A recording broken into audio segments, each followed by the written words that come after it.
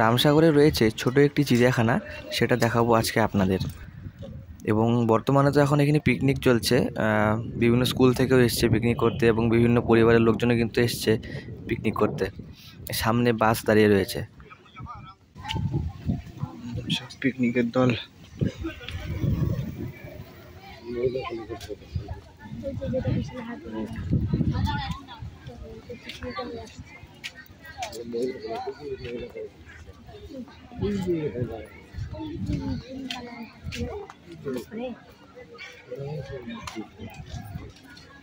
দুই তিনটা বাস এখানে দাঁড়িয়ে রয়েছে এবং টোটো আর ভ্যান তো আছেই।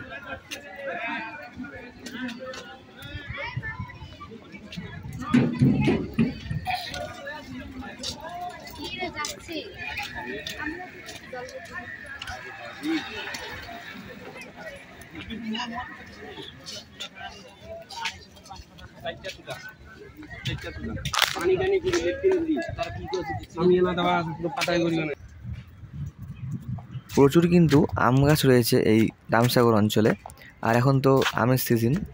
আর বাইরের কোনো ব্যক্তি যদি আম ছেড়ে এখানে গাছ থেকে, তাহলে কিন্তু তাকে ক্ষতিপূরণ দিতে হয়।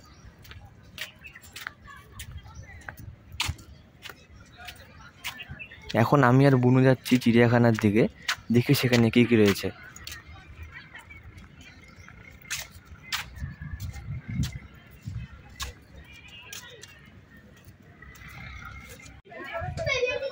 হনুমান বাবা এখন ভুট্টা খাচ্ছে।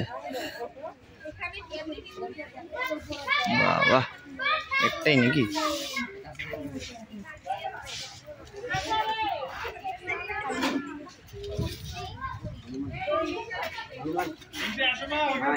লেজটা বিরাট বড়।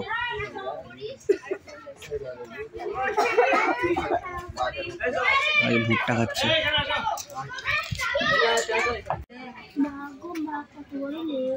লেজটা বিরাট বড়।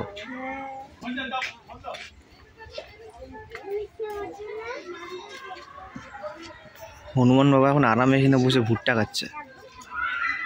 হ্যালো, এই যে এদিকে। ওরে বাবা,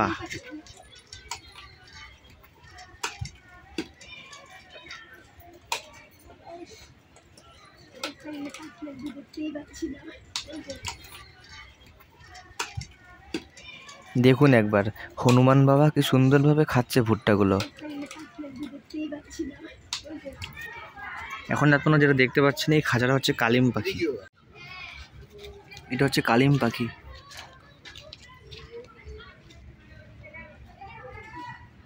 এখন সম্ভবত ডিমে তা দিচ্ছে।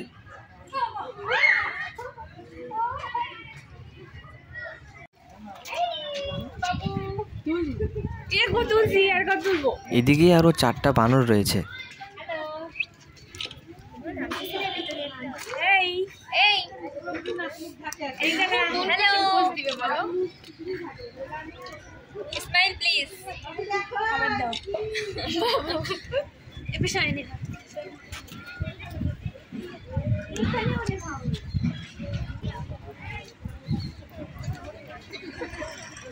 বাবা, ওদিকে হরিণ, ওদিকে হরিণ, কত হরিণ এখানে। এই রামসাগর জাতীয় উদ্যানে অন্যান্য পশু পাখির তুলনায় হরিণের সংখ্যাটাই বেশি।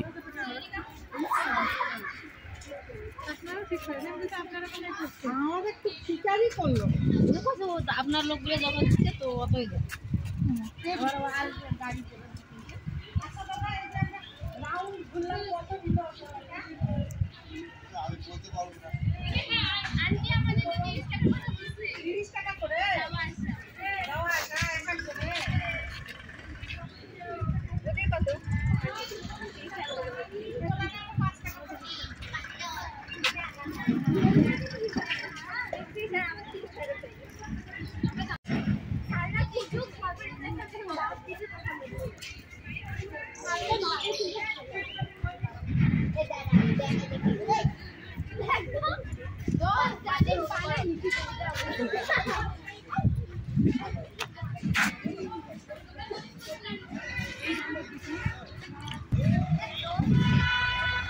ভিতরে আরও রয়েছে হরিণ, আর আমার সামনে রয়েছে দুটো। সামনের এই হরিণটার সিংহ রয়েছে।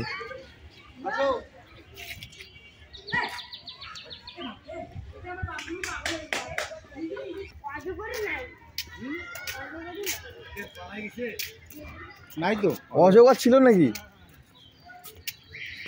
এখন নাই তো। এটা হচ্ছে রামসাগর বন বিশ্রামাগার। রামসাগর বন বিশ্রামাগার। যদি কোনো পর্যটক এখানে বিশ্রাম করতে চান তাহলে সেই ব্যবস্থাও কিন্তু রয়েছে এখানে।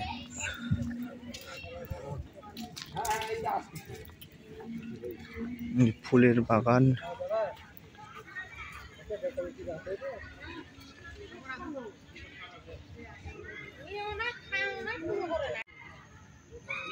ফুলের বাগান, গাঁদা ফুল, ফুলের বাগান করা হয়েছে এখানে। এই হলো সেই রহস্যময় রামসাগর দিঘি। গত ভিডিওতে এর কিছু অজানা কাহিনী জানিয়েছিলাম আপনাদের। যদি কেউ গত ভিডিওটি না দেখে থাকেন তাহলে দেখে নিন, চ্যানেলে রয়েছে ভিডিওটি। সেখানেই আমি তুলে ধরেছি এই রহস্যময় রামসাগর দিঘির অবাক করে দেওয়া কিছু তথ্য। 15 লক্ষ শ্রমিক নাকি মাত্র 15 দিনে খনন করেছিল এই রামসাগর দিঘি, এবং যুবরাজ রামকে শেষমেশ প্রাণ বিসর্জন দিতে হয়েছিল। তারপরে জল উঠেছিল এই পুকুরে।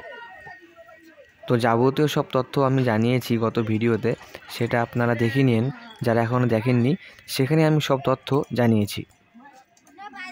এখন আমরা সকলে বেরিয়ে যাচ্ছি রামসাগর থেকে। ভিডিওগুলি কেমন লাগছে জানাতে কিন্তু ভুলবেন না।